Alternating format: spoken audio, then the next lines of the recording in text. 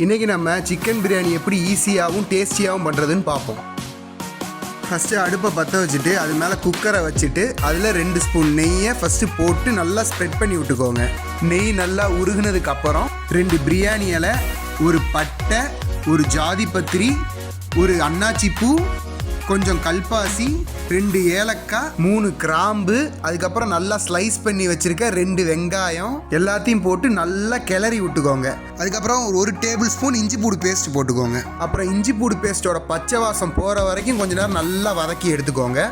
அதுக்கப்புறம் நல்லா வெர்டிகலாக ஸ்லைஸ் பண்ணி வச்சுருக்க 3 பச்சை மிளகா, அதுக்கடுத்து 2 தக்காளியை அதுக்குள்ளே போட்டு 1 டேபிள் ஸ்பூன் உப்பை எடுத்து அது மேலாப்பில் தூவி விட்டுட்டு நல்லா தக்காளி வதங்குற வரைக்கும் கிண்டுங்க.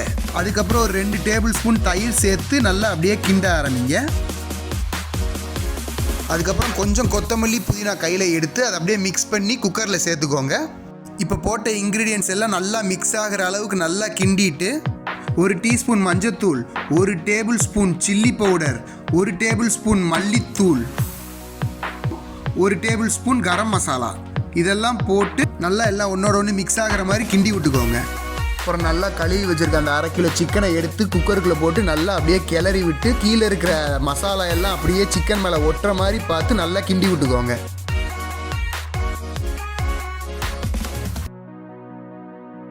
அப்புறம் குக்கரை மூடி நல்லா ஃபுல் ஃப்ளேமில் ஒரு 2 விசில் விட்டு எடுத்துக்கோங்க.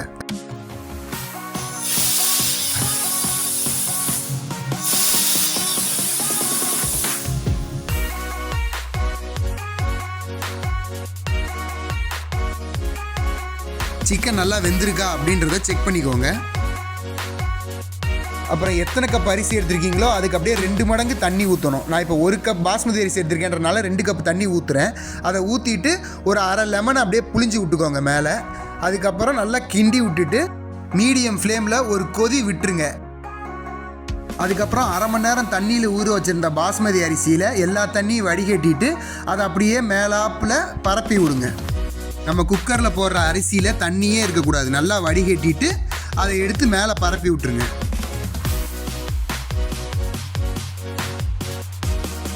அதுக்கப்புறம் பிரியாணி ஸ்மெல்லை நல்லா தூக்கி விடுறதுக்கு சும்மா 1 டீஸ்பூன் பட்டர் ஆட் பண்ணிக்கோங்க. இது ஆப்ஷனல் தான், இல்லைனா நெய் கூட ஆட் பண்ணிக்கலாம். எல்லாத்தையும் நல்லா மிக்ஸ் பண்ணிவிட்டு குக்கரை மூடி மீடியம் ஃப்ளேமில் ஒரு 2 விசில் விட்டுக்கோங்க.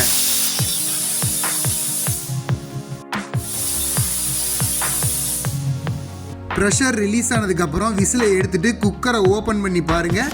நம்மளோட டேஸ்டியான சிக்கன் பிரியாணி ரெடி. அரிசியில் எப்படி வெந்திருக்கு பார்த்தீங்களா? ஒன்று கூட உடையாமல் நல்லா வெந்திருக்கு. சிக்கன் பீஸும் நல்லா குக் ஆகிருக்கு.